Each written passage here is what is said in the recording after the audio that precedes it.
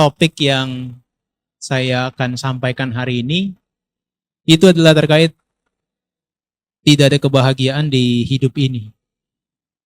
Nah, barangkali mungkin sebelum kita mulai, saya mau tanya terlebih dulu nih.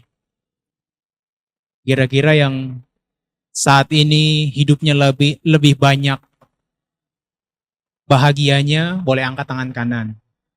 Yang hidupnya lagi nggak bahagia-bahagia banget atau banyak menderitanya, boleh angkat tangan kiri. Coba, saya mau lihat. Tangan kanan untuk yang lagi bahagia banget, ya kan? Tangan kiri untuk yang lagi nggak bahagia. Oke. Ah, ini nyerah namanya. Ah, tapi barangkali yang menarik kalau dibahas dengan tangan kiri terlebih dulu. Ya. Tadi siapa yang angkat tangan kiri? Coba satu orang. Oke. Mungkin Bapak yang baju kotak-kotak tuh. Agak ngejreng sendiri ya. Apa yang lagi menderita atau nggak bahagia batinnya hari ini apa? Atau belakangan ini? Ekonomi sulit. Gitu kan? Oke. Itu bagian daripada penderitaan ya. Nah, kemudian yang merasa hidupnya lagi oke-oke aja, fine-fine aja, mungkin bapaknya nih. Siapa yang pakai masker depan? Katanya bahagia bisa tidur katanya. Tetapi ibu bapak dan para saudara sekalian, hari ini tahun terakhir saya punya semacam tekad begitu ya. Anda pulang dari sini berubah nih pemikirannya. Tadi yang angkat tangan kanan gak usah merasa bersalah begitu ya. Yang angkat tangan kiri juga jangan berkecil hati. Apalagi yang angkat dua tangan. Ya. Nah hari ini saya pengen ajak Anda sekalian ingin melihat bahwasanya seperti apa sih hidup kita ini yang sebenarnya. Nah ini menarik sekali menurut saya karena selama ini dengan kita berkembangnya teknologi makin lama makin tahun kita meningkat, justru kita semakin lupa untuk melihat kehidupan kita apa adanya. Gampang itu untuk mengecek indikator itu benar atau enggaknya. Kalau orang semakin lama semakin bahagia, dia semakin lupa untuk ke wihara. Dan dia semakin lupa untuk praktek dhamma. Ya kan? Kalau di tempat kami itu, makin akhir tahun makin sulit pesertanya, makin dikit untuk yang meditasi. Karena semakin lama orang semakin lupa. Hidupnya adalah penderitaan. Nah tetapi, ibu bapak dan teman-teman sekalian, saya ingin mengajak Anda sekalian hari ini untuk melihat hidup kita tuh yang sebenarnya seperti apa. Ada satu kalimat dari Buddha yang mengatakan, Ube cahang bikawe etarahi cadukan cewa panyapemi dukasa caniroda. Diterjemahkan, Pube cahang bikawe dari dulu, o para biku, etarahi cadukan cewa panyapemi. Dari dulu yang sebetulnya saya ajarkan, itu sebetulnya adalah tentang penderitaan. Dukhasa caniroda itu adalah tentang akhir daripada penderitaan. Yang diajarkan Buddha, seluruh ajarannya yang saya pelajari dan bahkan yang tertuang dalam Tipitaka, tidak lepas dari dua ini. Hanya tentang penderitaan dan akhir daripada penderitaan. Maka tadi ibu bapak yang dari rumah punya tekad berpikir, saya kalau ke wihara supaya saya bisa mendapatkan kebahagiaan. Anda salah jalan berarti. Wihara ini justru tidak memberikan Anda satu bentuk kebahagiaan apapun. Ya, tidak akan memberikan kita kebahagiaan. Nah, nanti saya akan ajak Anda bagaimana sebetulnya kebahagiaan itu kita bisa maknai. Nah, ini adalah satu kutipan dari Buddha yang namanya hidup kita itu harus kita lihat dengan cara demikian. Kalau nggak begitu, kita bukan umat Buddha. Ibu bapak dan teman-teman sekalian, kalau kita ngomongin tentang penderitaan, itu nggak lepas nih dari 8 jenis penderitaan ini. Betul nggak? Kita kalau yang pertama, yang kedua, yang ketiga, wah itu mah udah biasa. Betul ya? Kan dikatakan, oh para biku, yang namanya kelahiran itu adalah penderitaan kan? Betul ya? Ada yang bilang di sini kelahiran adalah kebahagiaan, coba angkat tangan. Nggak ngaku ya. Padahal kalau ada orang lahiran, Anda selalu tertawa kan? Wah akhirnya kamu lahir juga di dunia, begitu kan? Pengen pesta malahan kalau ada orang lahiran, kemudian dirayakan setiap tahunnya. Tapi sebetulnya itu adalah kebodohan kita. Kenapa? Sebetulnya kelahiran itu adalah penderitaan. Saya pernah tanya kepada Bante Kantidaro ya. Dulu awal-awal saya jadi samanera. Bante, ini kita jadi samanera mau ngapain sih sebetulnya? Ya supaya jangan lahir. Sesimpel itu, dulu saya nggak tahu apa-apa, saya dibilang gitu ya, supaya jangan lahir. Lo kenapa emangnya kalau lahir? Ya kalau lahir kamu akan tua, akan sakit, akan mati, bertemu dengan berbagai macam penderitaan di dunia. Tapi jawabannya singkat, supaya jangan lahir. Tetapi betul, nah selama kita nggak mengenali dhamma dengan baik, justru kita melihat hidup itu terbalik, betul nggak? Contohnya apakah kalau ada orang lahiran, ada anak bayi yang baru lahir, itu kan mereka menangis ya. Tapi kita semua tertawa, akhirnya kamu lahir di dunia ini setelah 9 bulan di kandungan, begitu kan? Tapi coba kalau anak bayinya itu yang tertawa, orang tuanya yang menangis. Oh anak saya aneh sekali. Nah itu menunjukkan kita itu bodoh melihat penderitaan. Sebetulnya kalau ketika anak bayi itu keluar dari kandungan dan dia menangis, sebetulnya dia sudah merasakan satu hal yang namanya adalah penderitaan. Di dalam kandungan dia merasa nyaman 9 bulan, begitu keluar dari kandungan, begitu banyak macam tekanan yang dia hadapi. Udara tidak nyaman, kemudian suara bising dan sebagainya. Itu adalah bentuk daripada penderitaan yang dia alami setelah dia keluar dari rahim ibunya. Tapi kita nggak melihat itu sebagai penderitaan. Betul ya? Nah kemudian ini yang kedua, kelahiran itu penderitaan. Yang kedua itu adalah penuaan penderitaan. Saya kalau lihat yang bagian kanan, wajahnya bening-bening semua gitu kan. Mengkilap-mengkilap. Itu saya semakin percaya mereka semakin menolak yang namanya yang namanya penuaan. Betul ya? Tapi lihat yang kiri ini. Mereka bukan menolak. Wajahnya kusam-kusam ini karena pasrah sebetulnya. Ya kan? Mereka menolak penuaan, itu juga penderitaan. Nah kemudian yang ketiga dikatakan, kalau kita sakit itu juga penderitaan.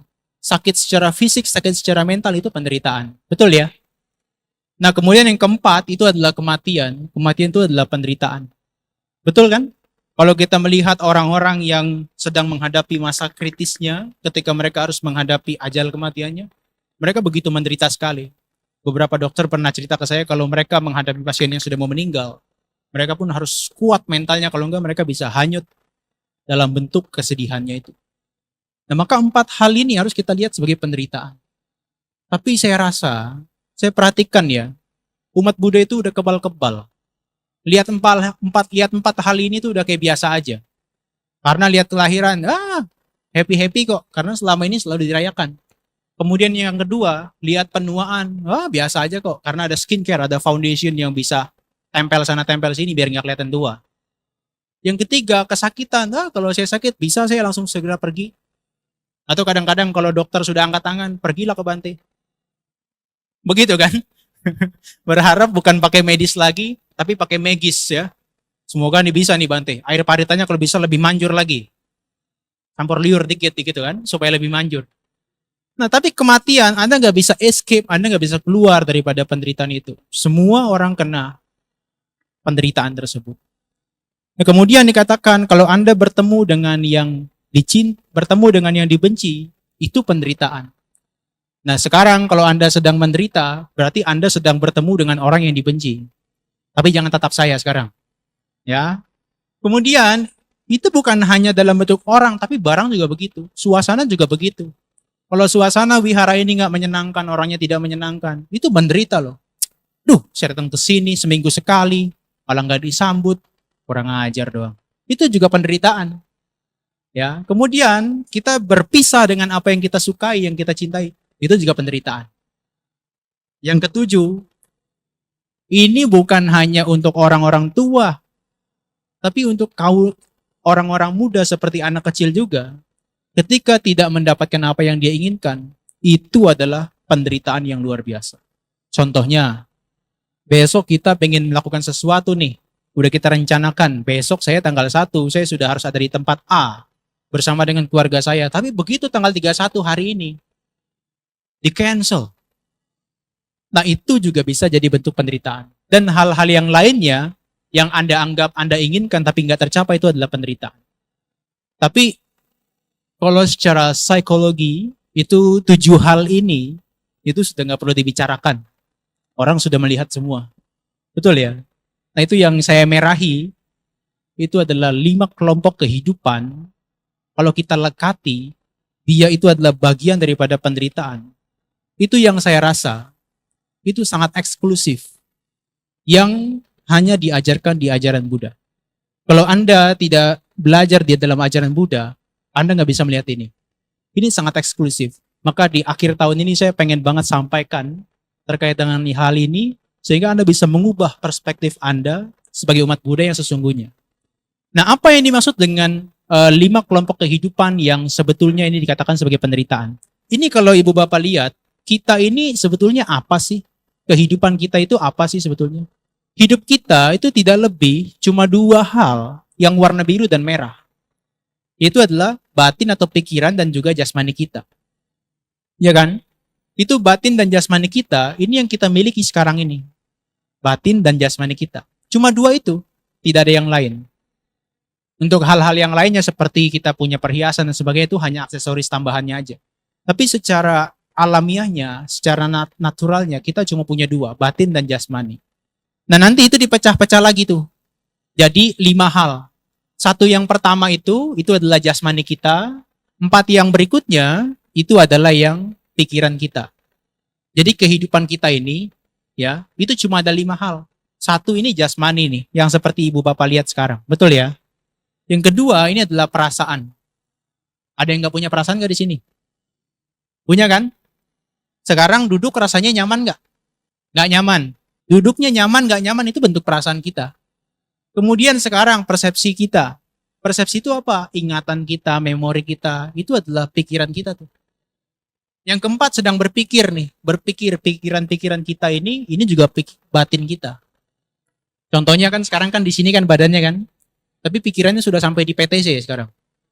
Nah itu bentuk-bentuk pikiran tuh. Nah kemudian ini yang kelima, ini adalah kesadaran. Ini Ibu Bapak, coba lihat saya sekarang. Sekarang ini Anda bisa melakukan 2 hal sekaligus ya. Betul nggak? Apa yang bisa Anda lakukan? 2 kesadaran muncul secara sekaligus nih, secara simultan. Kesadaran mata Anda melihat kan? Tapi di saat yang sama Anda mendengar suara saya kan? Itu adalah dua-duanya muncul secara sekaligus. Kesadaran mata, kesadaran telinga. Kalau ada yang sangat sensitif di sini, ada yang muncul kesadaran badannya. Pantat mulai sakit, kaki mulai nggak nyaman. Jadi kehidupan kita, 3-tiganya ini muncul secara sekaligus nih. Mata, telinga, badan, mata, telinga, badan, mata, telinga, badan. Yang kita melihat mereka itu seakan-akan muncul bersama-sama. Padahal bagaimana prinsipnya? Prinsipnya itu berganti-ganti. Mata muncul tenggelam, telinga muncul tenggelam, badan muncul tenggelam, mata muncul tenggelam. Karena dia pikiran ini sangat cepat, sehingga dia seakan-akan tuh munculnya cepat sekali. Nah tapi itu nanti akan kita bahas terakhir. Tapi next slide, ini saya pengen jelaskan bahwa kehidupan kita sebagai manusia tidak boleh dilihat lebih daripada 5 hal ini. Kehidupan kita tuh hanya 5 hal ini, tadi yang saya sebutkan. 1 itu adalah badan, 2 perasaan, 3 adalah persepsi, 4 adalah bentuk pikiran, dan 5 itu adalah kesadaran. Nah ini adalah 5 hal yang harus Anda perhatikan dalam kehidupan kita. Next slide. Di slide yang berikutnya, kita itu selalu ya, selama kita hidup di dunia dimanapun, tidak pernah lepas daripada 5 hal ini. Jasmani kita ini kalau dipecah-pecah lagi, dia itu ada 4. Unsur tanah, ya seperti kita merasa berat kan. Unsur angin, kita merasa nafas kita. Kemudian unsur air, kita merasa seperti ada darah di dalam yang mengalir. Kemudian yang terakhir adalah unsur api. Loh, sih bukan Ghost Rider sama Nera. Bukan, unsur api itu adalah Anda bisa merasakan sekarang panas dan dingin, betul kan? Nah, Ibu Bapak dan teman-teman sekalian, di seluruh alam semesta ini kita khususnya manusia, kita nggak pernah lepas daripada hal-hal semacam ini. Batin dan jasmani. Nah, kita harus pahami, selama kita membawa batin dan jasmani, mereka adalah beban, betul nggak? Mereka adalah beban. Beban apa? Beban penderitaan. Contohnya apa? Ini jasmani kita. Kalau tadi pagi Anda datang ke sini, Anda nggak mandikan dulu jasmaninya. Malu nggak datang ke wihara? Malu kan? Kemudian tadi pagi kalau Anda nggak sarapan dulu, perutnya lapar nggak? Perutnya lapar kan? Maka apa? Harus diberi makan dulu dia. Kemudian kalau dia haus, dia harus diberi minum. Kemudian kalau dia lelah, dia harus dibaringkan dan dibuat menjadi tidur. Nah maka Ibu Bapak, 4 unsur di dalam jasmani kita ini secara sains itu bisa juga Anda lihat mereka adalah bentuk daripada penderitaan. Apa itu? 4 hal ini tuh diibaratkan seperti 4 ular kobra. Jadi selama Anda bawa badan ini tuh seperti bawa ular kobra sebetulnya. Kalau Anda kekurangan unsur tanah, badan Anda menjadi sangat ringan. Kalau Anda nggak jaga dia dengan baik, ular kobra ini, Anda bisa mati juga. Atau kalau misalnya kelebihan, kebanyakan unsur tanahnya, Anda merasa sangat berat sekali, overweight gitu kan, obesitas, itu Anda akan kesulitan bernapas dan Anda akan mati juga. Itu baru unsur tanah loh.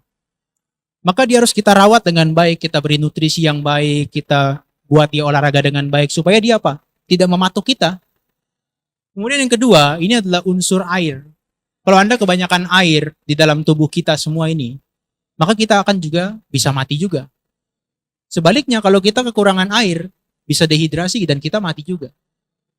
Maka 2 unsur ini di dalam tubuh kita ini udah penderitaan sebetulnya.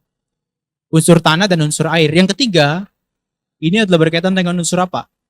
Unsur angin. Kalau unsur angin ini tidak dijaga, tidak dirawat dengan baik di dalam tubuh kita, dia akan apa? Dia akan menderita juga dan dia akan bisa mati.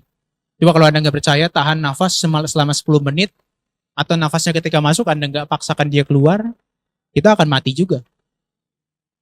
Tapi kalau kelebihan udara di dalam tubuh kita juga bisa mati. Maka dia disebut sebagai ular kobra. Yang keempat, unsur api. Kalau Anda tinggi sekali panas, dinginnya, kalau Anda seperti naik gunung kan, seperti naik gunung tinggi, itu Anda bisa kena hipotermia. Itu bisa mati juga. Tapi kalau misalnya kena panas sekali, panasnya sangat dominan, maka itu sangat menderita juga, kita bisa kena dehidrasi. Panas berlebihan sampai 40 derajat ke atas, kita bisa mati juga.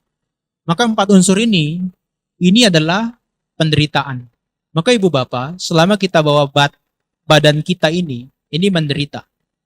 Dan sialnya, kabar jeleknya, ini terjadi bukan hanya di alam manusia. Bahkan yang kadang-kadang kita dambakan, ini juga mereka masih terkena ini. Seperti misalnya saya tanya, kita lihat ya di alam bawah ya. Ini kan kita alam manusia nih. Kita lihat ke alam bawah ya. Kita lihat makhluk binatang itu punya badan nggak? Punya kan? Berarti mereka merasakan apa yang kita rasakan tadi dong. Lapar, haus, dan sebagainya. Dia merasakan kan? Makhluk binatang punya batin nggak? Pikiran.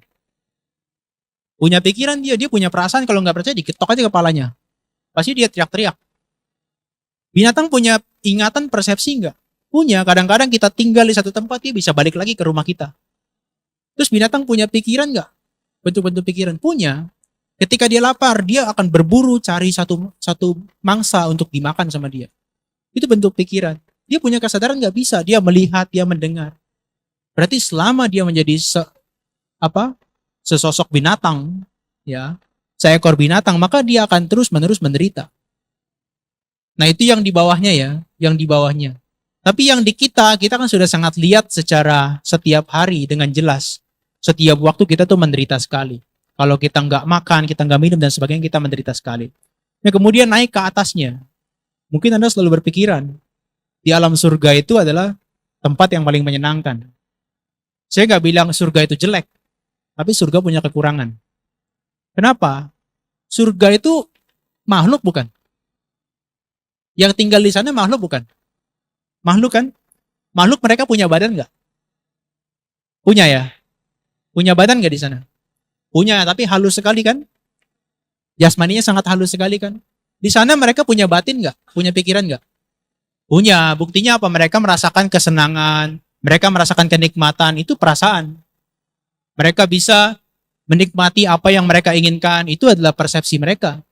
Mereka bisa berpikir, saya pengen ini, pengen itu. Wah, saya pengen nyanyi, saya pengen makan enak di sana. Itu merupakan penderitaan juga. Karena dia bawa batin. Nah, artinya, di alam surga yang kita anggap dia bentuknya adalah kebahagiaan, tapi karena dia harus membawa badan dan pikiran mereka sepanjang waktu ini sampai mereka meninggal, artinya mereka juga makhluk yang menderita sama seperti kita. Mereka menderita. Mereka tidak punya kebahagiaan sebetulnya. Mereka punya kesenangan. Kalau kita ini kan untuk makan enak kan harus kadang-kadang kan harus pergi dulu gitu kan. Pergi misalnya, saya mau ke mall dulu deh. Misalnya mau ke ke PTC, kemudian ke Galaxy Mall ya, yang sampai 6 itu kan. Ya, Galaxy Mall. Anda kan kalau mau makan enak, Anda harus pergi ke sana dulu kan. Nah, sementara dewa, mereka tuh nggak perlu effort, nggak perlu usaha. Mereka mau makan enak, mereka tinggal ciptakan oleh pikirannya. Saya mau makan enak nih. Langsung muncul di depan pikiran, di depan wajahnya itu. Untuk dia bisa makan enak. Tetapi kita butuh usaha untuk mencapai itu semua. Nah, tapi meskipun demikian, mereka juga makhluk yang menderita. Kenapa? Karena kita sudah sepakat selama kita bawa badan dan batin kita, ini adalah sumber penderitaan. Kita nggak bisa lepas dari mereka semua. Badan dan batin kita ini selalu merongrong kita dengan berbagai bentuk penderitaan. Nah maka, ibu bapak dan teman-teman sekalian, kalau Anda belajar 31 alam kehidupan, itu bukan hanya alam dewa yang menderita. Sampai ke atas, ke alam Brahma, itu juga penderitaan. Alam Brahma gimana? Mereka nggak bahagia. Sepanjang waktu mereka merasakan ketenangan yang mendalam. Bagi mereka, pikiran yang kacau itu, yang mengembara sedikit aja, itu adalah gangguan bagi mereka. Itu adalah hindrances bagi mereka. Mereka harus tekan itu supaya mereka berdiam dalam konsentrasi yang dalam. Kalau mereka keluar dari konsentrasi, bagi mereka itu nggak bahagia. Tapi sekali lagi, mereka bawa badan nggak ke sana di alam tersebut? Bawa. Mereka bawa batin nggak? Bawa. Nah, selama mereka bawa dua hal ini, mereka nggak bisa lepas daripada penderitaan. Dan maka kita juga demikian. Selama kita bawa dua hal ini, kita nggak bisa lepas daripada penderitaan kita. Selama-lamanya ketika dia eksis, kita masih menderita. Jadi kalau Anda lahir sebagai manusia kemudian berbuat baik, terus tujuan Anda mentok hanya, oh saya pengen lahir di surga. Gak cukup. Karena malu-malu surgawi pun, dia punya batas kehidupan. Dia punya limit kehidupan di sana. Makanya kalau di dalam khotbah Buddha itu diceritakan, kalau dewa atau makhluk surgawi yang sudah mau mati, yang tadinya baunya semerbak wangi, lama-lama jadi bau busuk. Cahayanya yang di wajahnya, cahayanya gemerlap, luar biasa mengkilap. Tapi ketika dia mau mati, dia itu justru cahayanya menjadi redup. Wajahnya yang tadinya kelihatan tenang, kelihatan nyaman, kelihatan santai. Ketika dia mau mati, dia tahu batas kehidupannya sedikit lagi. Muncul kekhawatiran. Makanya dewa mungkin butuh anti-aging juga ya. Karena ketika dia mau mati, punya kerutan juga dia. Tapi nggak ada yang jualan skincare di sana masalahnya. Nah tetapi kalau dia di situ tidak mengembangkan pikirannya, tidak berbuat baik lagi, mereka stop dan mereka khawatir, kemudian mereka meninggal. Kalau jatuhnya ke alam manusia, masih oke. Jatuhnya ke alam manusia, lahirnya di Surabaya, bisa ke Damajaya masih oke. Tapi kalau dia jadi dewa, kemudian dia lagi senang-senang, kemudian tiba-tiba plek, mati. Kemana mereka lahir kira-kira? Bukan ke alam manusia. Bisa langsung masuk ke alam neraka. Dan bukan hanya masuk alam neraka, bisa masuk langsung ke alam binatang. Dan bahkan dewa-dewa tertentu justru masuk ke alam asura. Jadi musuhnya para dewa karena iri hati. Dan bahkan dewa tertentu ketika lahir di alam dewa dan mati, berikutnya mereka bukan lahir di 3 alam tadi. Lahir jadi makhluk peta, makhluk hantu. Karena selalu melekati nafsu keinginan dia. Nah kita hati-hati. Kalau kita nggak punya pandangan benar ini, kita nggak ubah pandangan kita sebagai umat Buddha, kita malah kadang-kadang bisa terjebak tuh. Di satu alam atau di alam manusia, kemudian kita nggak punya tujuan yang baik, kita malah jatuh ke alam yang rendah. Saya pernah baca salah satu semacam syair, semacam kalimat, dikatakan kalau kita masuk ke dalam 4 alam rendah, itu seperti rumah permanen bagi kita. Seakan-akan gak bisa keluar kita di sana. Anda bayangkan kalau Anda lahir di neraka begitu kan. Baru lahir di neraka kemudian merasakan siksanya begitu parah. Kemudian karena Anda gak kuat, Anda mati. Tapi karena Anda melekat dengan kehidupan di neraka, baru mati, lahir lagi di situ. Mati, lahir lagi di situ. Buka mata, lahir lagi di situ. Mati lagi, lahir lagi, mati lagi. Begitu terus-menerus sepanjang waktu, Anda gak punya kesempatan berbuat baik. Kalau di alam manusia kan masih oke ya. Kadang masih seneng, kadang menderita. Anda kan bisa lihat kan, kalau orang sudah seneng banget, itu kan ada juga ya. Ada orang yang sangat menderita banget, yang dia lahir kekurangan semuanya. Tapi rata-rata saya lihat di alam manusia ini masih oke. Bisa merasakan kedua-duanya. Sehingga kadang-kadang ada waktu untuk berbuat baik. Oleh karena itu Anda Senin sampai Jumat sudah kerja, sudah capek. Sabtu Minggu itu digunakan untuk mengistirahatkan pikiran, dan Minggunya digunakan untuk berbuat baik. Nah itu apa? Untuk membuat mereka seimbang. Tidak dibuat pikirannya dan badannya stres terus. Karena kalau stres terus, kita nggak ada bedanya seperti di alam neraka. Disiksa setiap hari, setiap saat. Nah tetapi, ibu bapak, sialnya kita ketika lahir jadi manusia, gak usah jadi orang yang punya billion dollar seperti Elon Musk, yang kekayaannya 250 juta US dollar. Kadang-kadang kita hari ini dikasih rumah harganya 2 M, kita sudah lupa dengan penderitaan. Betul nggak? Atau jangankan dikasih rumah, temannya telepon, ayo kita makan all you can eat, saya bayarin kamu. Itu udah lupa dengan penderitaan. Bahkan jadwalnya ke biara dia bisa lupa, nanti aja ke biaranya. Skip lewat YouTube bisa lihat kan. Makan ini nggak bisa dilewatkan, masa makan lewat YouTube? Nah, dia akan lupa dengan penderitaan. Nah, tetapi ketika mereka ada di atas, mereka merasa kebahagiaan, bukan seperti di alam dewa pun. Mereka sudah lupa dengan yang semestinya mereka lihat. Tapi juga kalau Anda lahir di alam manusia tapi terdegradasi sekali kesejahteraannya, lahir dengan keluarga yang miskin, kemudian juga pendidikannya kurang, ekonominya kurang, makan juga sulit. Jangankan untuk berpikir ada penderitaan. Atau jangankan Anda berpikir untuk praktek meditasi. Untuk berpikir besok makan apa, itu pun sudah kalang kabut. Sehingga di dua kutub yang ekstrim ini, Anda nggak bisa melihat penderitaan. Sulit. Nah tapi kalau Anda sekarang hadir di tengah-tengah ini, muncul sebagai di alam manusia, di tengah-tengah, justru ini adalah kesempatan Anda untuk melihat, oh ya hidup adalah penderitaan. Ya, oke. Ini makanya saya ingin tunjukkan di next slide, coba. Nah di next slide ini, tadi kan Anda sudah melihat ya, kehidupan kita sebetulnya nggak lebih daripada diagram ini. Kita punya badan jasmani kan, punya mata, telinga, hidung, lidah, dan juga bagian kulit kita kan. Nah sekarang yang Anda fungsikan ketika Anda duduk di sini, itu cuma sekitar 3 organnya. Cuma 3 ya, mata melihat saya, kemudian telinga mendengar saya gitu kan, badan jasmani ini merasakan sentuhan di bagian tempat duduknya, atau kalau mau ketambahan 1 boleh juga. Misalnya cium bau kentut, hidungnya aktif misalnya. Nah tetapi selama Anda di sini ketika Anda konsentrasi mendengarkan ini, cuma 3 hal ini. Nah ketika Anda kontak dengan mata, misalnya mata Anda nih, saya kan bentuk ya, ini kan bentuk nih, ini berwarna dan juga berbentuk. Ketika Anda melihat saya, itu langsung muncul tuh yang namanya perasaan. Perasaannya macam-macam. Bagi Anda yang belum kenal saya, mungkin Anda merasa netral-netral aja.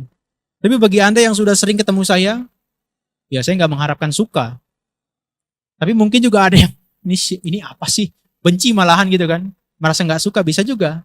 Tapi merasa, orang tertentu juga ada yang merasa itu tidak suka. Itu adalah bentuk perasaan ketika kita melihat sesuatu. Nah dari kita merasa ketika kita melihat sesuatu itu nggak nyaman, maka muncul persepsi. Oh iya ya, ini objek yang semacam ini di masa lalu saya nggak suka nih. Orang semacam dia saya nggak suka. Itu persepsi kita tuh yang main tuh. Nah dari persepsi kita yang main, ada memori masa lalu, pengetahuan masa lalu yang memberikan informasi. Itu memang objek yang tidak kamu suka. Itu memang orangnya menjengkelkan. Muncullah pemikiran. Pemikiran apa? Aduh, kalau saya harus mendengarkan dia ngomong, rasanya pemikiran saya mendingan saya pulang aja gitu kan. Saya nggak suka ini, saya jengkel, muncullah marah, muncullah benci dan sebagainya.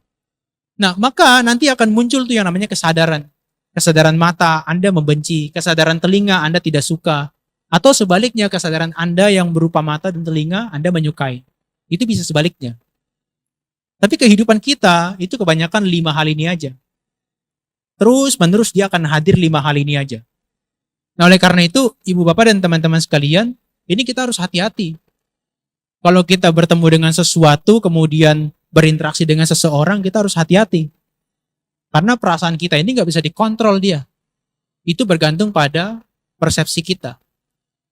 Persepsi kita, ingatan kita, memori kita, ini tergantung apa yang kita pelajari. Kalau dari dulu Anda sudah diajari, kamu kalau ketemu biku, atau ketemu sama nera, kamu harus hormat dengan dia. Nah itu baik tuh. bentuk-bentuk pemikiran yang muncul akan baik. Tapi kalau setiap waktu, setiap saat dari kecil, Anda sudah didoktrin dari dulu, dari kecil. Kalau kamu ketemu biku, ketemu samanera yang kepalanya gundul itu, kamu jitak aja kepalanya. Itu bisa jadi ketika Anda melihat, meskipun dia nggak pakai jubah kuning, tapi dia pakai style atau gayanya itu dengan kepala gundul. Begitu orang lihat kepala gundul, Anda pengen jitak kepalanya. Ini seperti mama saya bilang dulu, katanya kalau ada kepala gundul ini adalah biku, pengen saya jitak kepalanya. Itu bentuk pemikiran yang itu dipengaruhi oleh persepsi kita. Dan maka kita harus hati-hati. Sekarang ini kalau kita melakukan sesuatu harus hati-hati. Karena ini kalau ditumpuk terus-menerus, lama-lama dia jadi semacam keyakinan kita. Ya.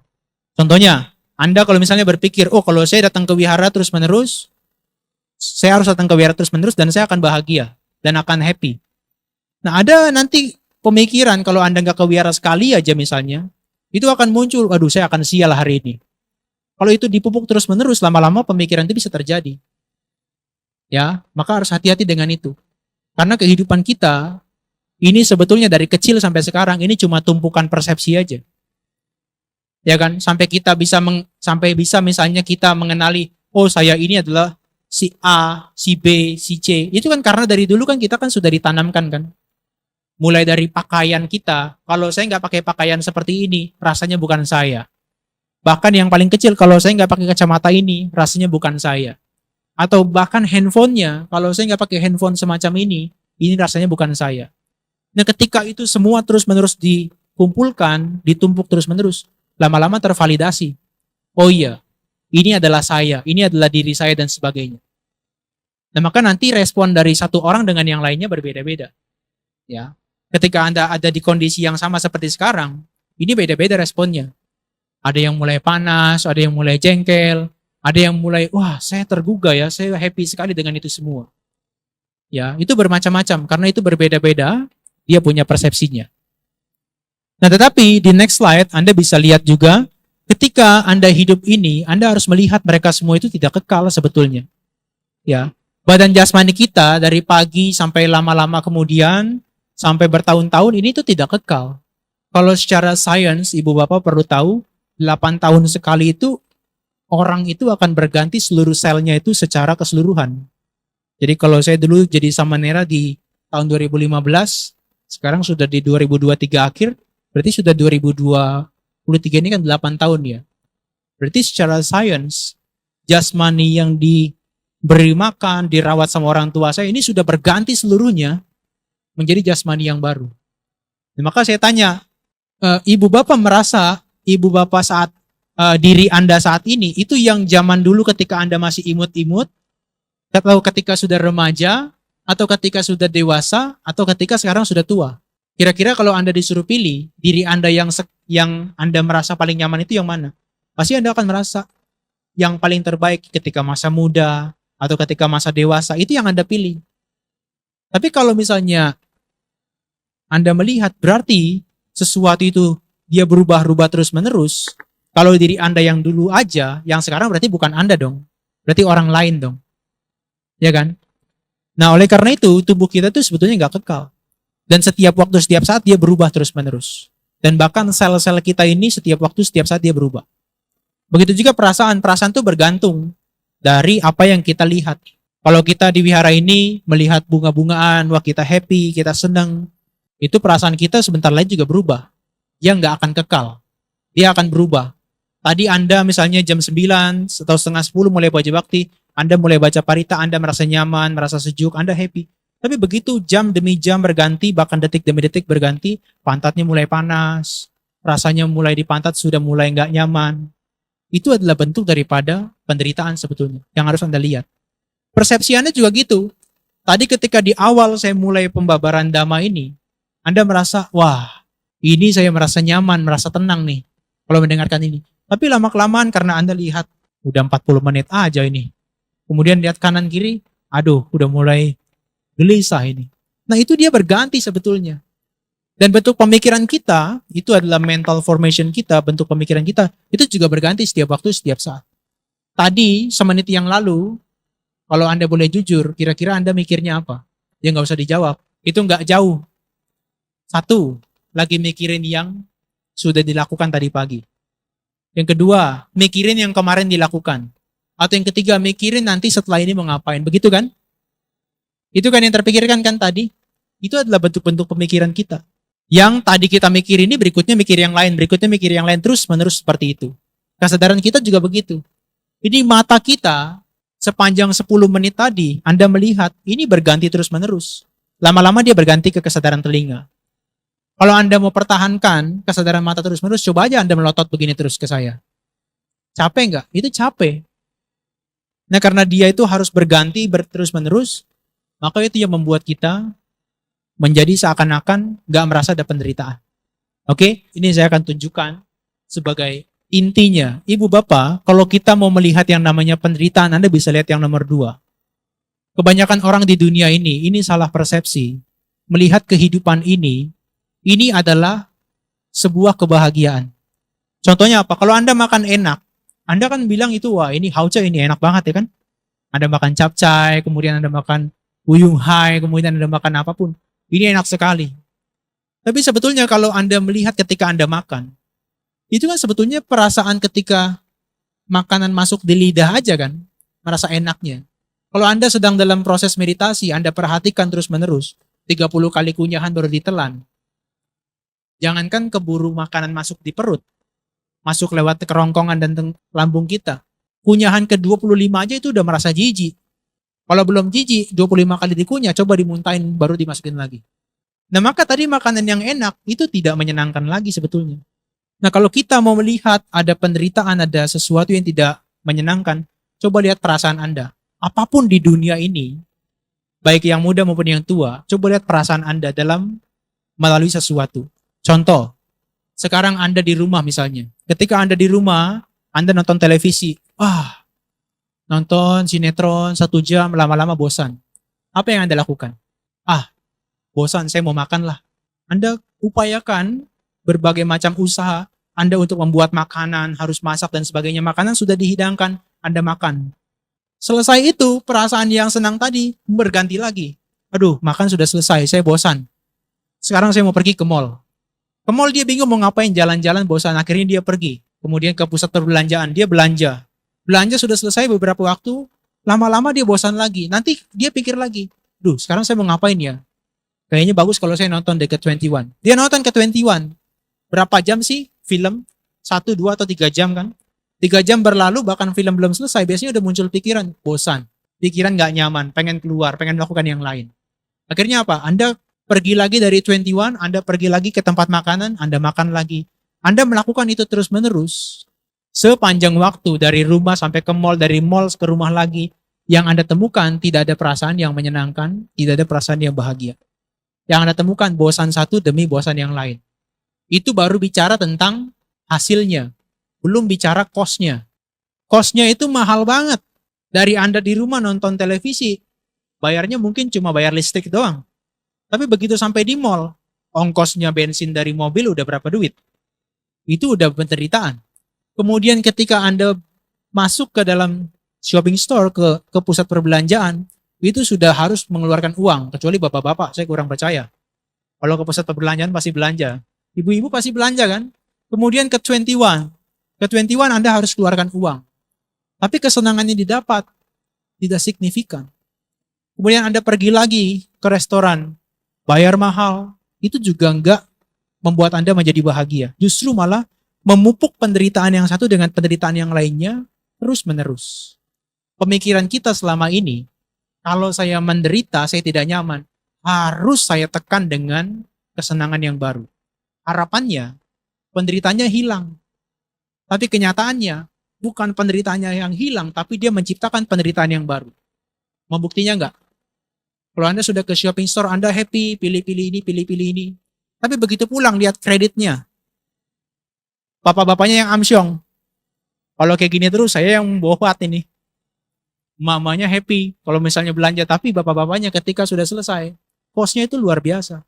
Justru cost-nya lebih besar daripada hasil yang didapatkan. Itulah kita selama ini. Selalu memupuk satu hal yang tidak menyenangkan dengan satu hal yang menyenangkan. Berharap yang tidak menyenangkan itu pergi, tapi kenyataannya justru dia makin parah. Anda sudah cobain makanan es krim ini makin mahal, makin mahal. Loh kok bosan juga. Makin mahal lagi kok bosan juga. Lebih mahal lagi kok bosan juga. Lebih mahal lagi kok bosan juga. Besok ke Thailand. Loh bosan. Besok lagi ke Malaysia. Besok lagi ke Singapura. Besok lagi pergi ke Eropa. Besok lagi pergi ke New Zealand dan sebagainya.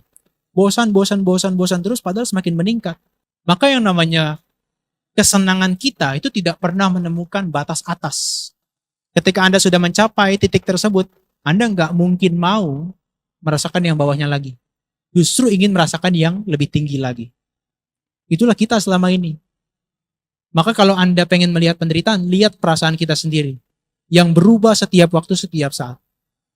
Nah kalau di dalam kehidupan sehari-hari begitu. Kalau di dalam meditasi juga Anda bisa perhatikan.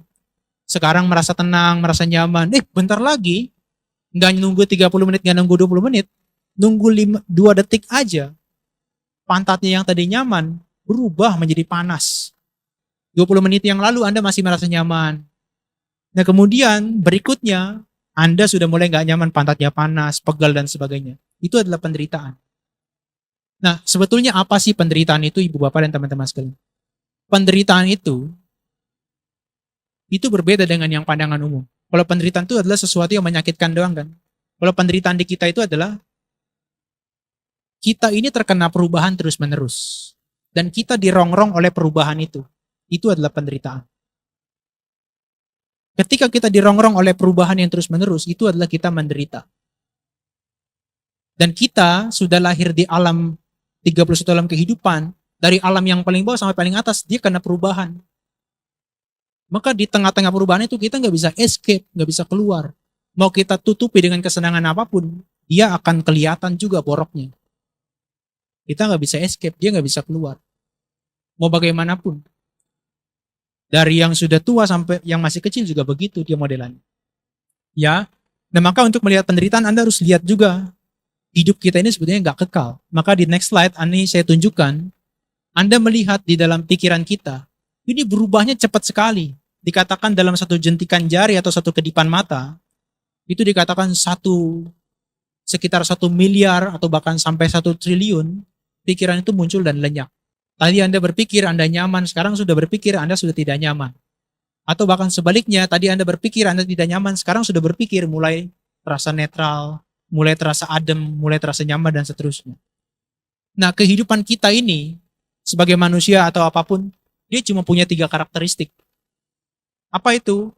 Sesuatu itu muncul, berlangsung, dan dia padam. Apapun. Kalau Anda perhatikan, tubuh jasmani Anda, itu material body Anda, ketika tadi sudah kenyang, kenyangnya muncul, tapi dia nggak bertahan lama, dia akan lenyap juga. Ketika dia muncul, dia akan lenyap. Itu badan kita. Badan kita bukan nunggu harus mati baru lenyap, tapi setiap saat, setiap waktu ini, dia selnya muncul dan lenyap, muncul dan lenyap, muncul dan lenyap terus-menerus. Mau Anda merasakan sesuatu yang adem, ademnya lama-lama hilang. Mau Anda merasakan yang panas, panasnya lama-lama hilang. Mau Anda merasakan yang dingin, lama-lama dinginnya hilang. Perasaan juga begitu.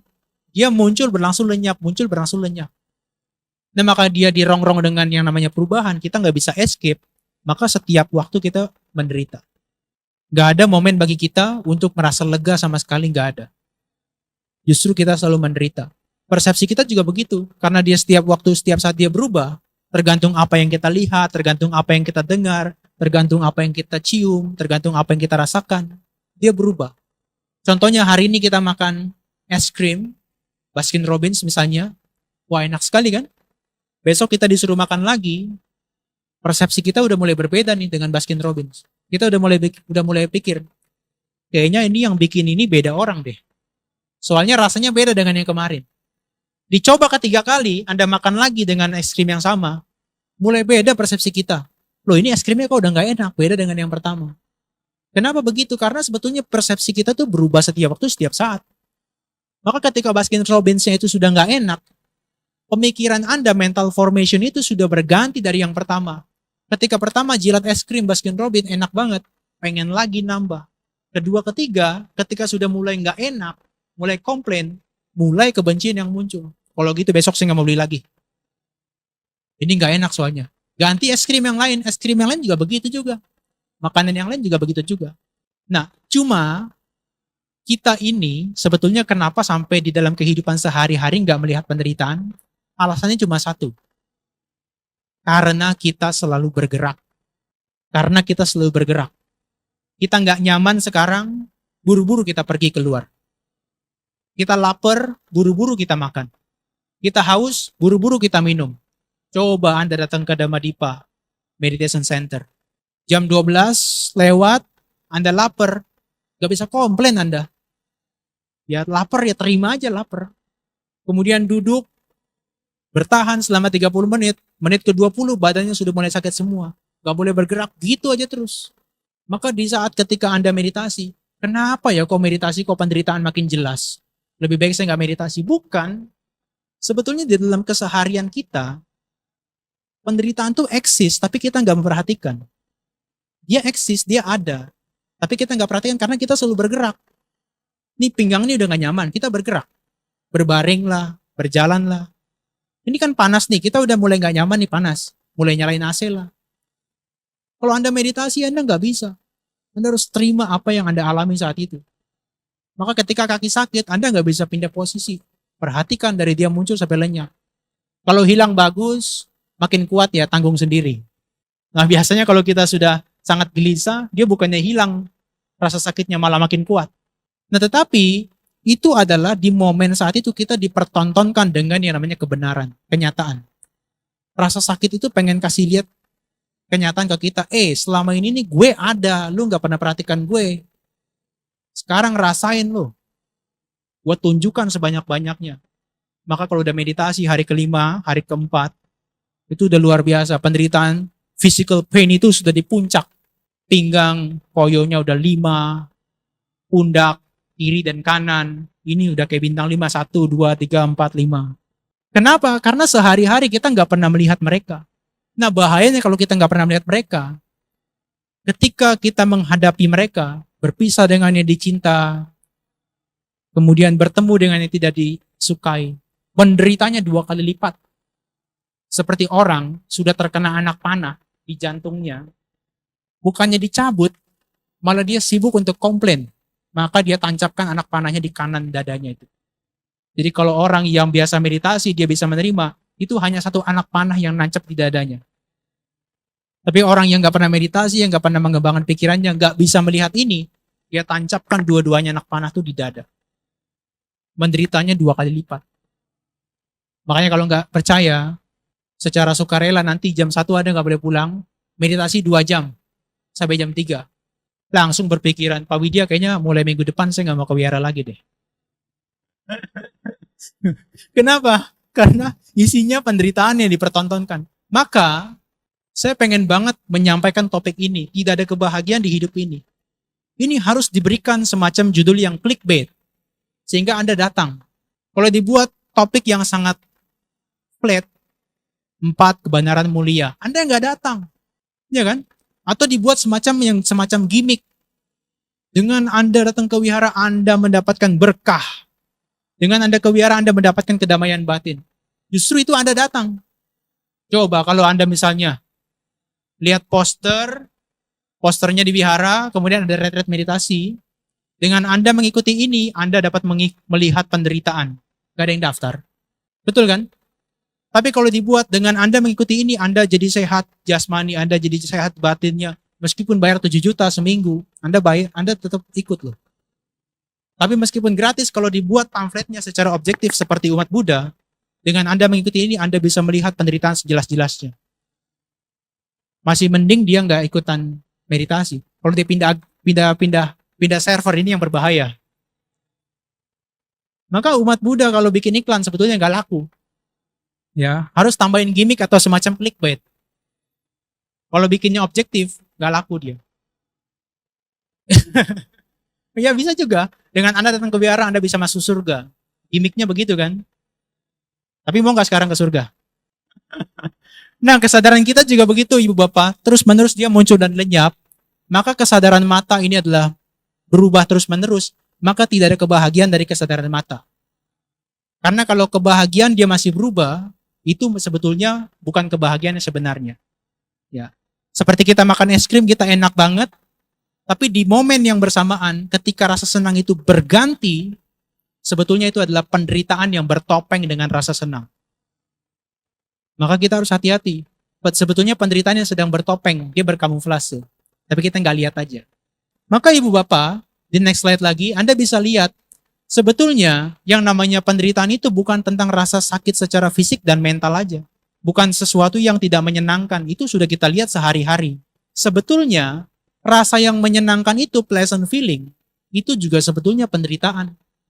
Kalau Anda merasakan senang saat ini, ketika dia muncul, itu ada kekhawatiran. Seperti sekarang orang kaya misalnya, dia dapatkan harta 5 miliar, dia merasa senang kan? 5 miliar dia dapat hadiah saat itu juga. Tapi di saat yang bersamaan, muncul kekhawatiran. Muncul kegelisahan, bagaimana kalau harta ini berkurang? Bagaimana kalau harta ini hilang? Bagaimana kalau harta ini rusak? Atau ketika Anda dapat anak, senangnya luar biasa, tapi ketika di saat itu juga, muncul kegelisahan yang bersamaan. Gimana kalau anak saya sakit? Gimana kalau anak saya meninggal? Gimana kalau anak saya susah? Gimana kalau anak saya menderita? Apapun yang kita dapatkan, yang kita gain, kita merasa senang, di momen itulah kita sebetulnya diikuti dengan rasa menderita. Nah yang terakhir, ini adalah yang sudah kita jelaskan tadi. Dari antara rasa senang dan tidak senang, kita di tengah-tengah ini harus berhati-hati. Kita merasa biasa-biasa aja, sehari-hari kita tidak melakukan perbuatan jahat, tidak melakukan perbuatan baik, kita merasa kita nggak menyusahkan orang, kita merasa nggak ada penderitaan. Tapi karena tubuh kita, perasaan kita, persepsi kita, bentuk-bentuk pikiran kita, kesadaran kita, dia setiap waktu, setiap saat dia berubah terus-menerus, kita dirongrong, disiksa oleh perubahan ini, maka sebetulnya kita menderita. Kita tidak punya kemampuan dalam keseharian melihat. Kalau Anda lihat lagi dengan seksama, ini betapa mengerikannya. Karena ternyata di alam dewa pun mereka masih menderita. Di alam Brahma pun mereka masih menderita. Maka selama mereka lahir di 31 alam kehidupan termasuk kita, tidak bisa escape daripada penderitaan ini. Itu yang mengerikan. Ini sebagian terakhir, maka ketika Anda gunakan tubuh jasmani dan pikiran Anda harus hati-hati. Ketika melakukan sesuatu, jangan sampai sesuatu yang Anda lihat, yang Anda dengar, yang Anda membaui, merasakan, kemudian Anda sentuh, itu malah menimbulkan sesuatu yang membuat kita berbuat buruk. Justru apa yang kita punya saat ini harus digunakan untuk menuju pada pembebasan dari penderitaan itu. Gak ada yang lain. Jalannya sudah ditunjukkan oleh Buddha, tapi hari ini tidak saya jelaskan. Kalau Anda mau bebas daripada penderitaan secara mental dan juga batin, mental dan juga jasmani Anda, maka Anda harus praktek ajaran Buddha. Anda harus mengerti bahwa batin dan jasmani Anda ini dirongrong daripada penderitaan, maka Anda harus keluar daripada kelahiran ini. Maka saya ingat sekali dengan Bante Kandi tadi, setelah saya belajar tentang hal ini, kalau orang gak mau menderita, cuma satu solusinya. Jangan lahir. Selama Anda lahir, Anda membawa paket lengkap. Penuaan, sakit, mati, menderita karena berpisah dengan yang dicinta, bertemu dengan yang tidak dicinta, tidak mendapatkan apa yang diinginkan, dan membawa beban berupa badan dan mental kita selama kita hidup. Apakah nanti lahir di surga, apakah lahir di alam Brahma, bahkan kita merosot di alam bawah pun, kita tetap menderita. So, bebas dari penderitaan, itu adalah urgensi mulai dari tahun depan yang harus kita kerjakan. Dan jangan berharap Anda bisa titipkan ke saya. Sebenarnya saya udah bosan dengan penderitaan, titip nih batin saya, gak bisa. Anda mau bayar saya 10 miliar pun Anda nggak bisa titipkan. Ya, penderitaan saya, penderitaan Anda, penderitaan Anda. Kita berjuang bersama-sama bebas dari penderitaan. Ya itu yang bisa saya sampaikan. Semoga kita semua bisa memiliki pemahaman untuk bisa melihat hidup dan kehidupan kita seluruhnya dari waktu ke waktu adalah penderitaan. Tidak ada kebahagiaan dan semoga kita juga terinspirasi terus-menerus untuk selalu praktek dhamma sampai bebas dari segala bentuk penderitaan ini.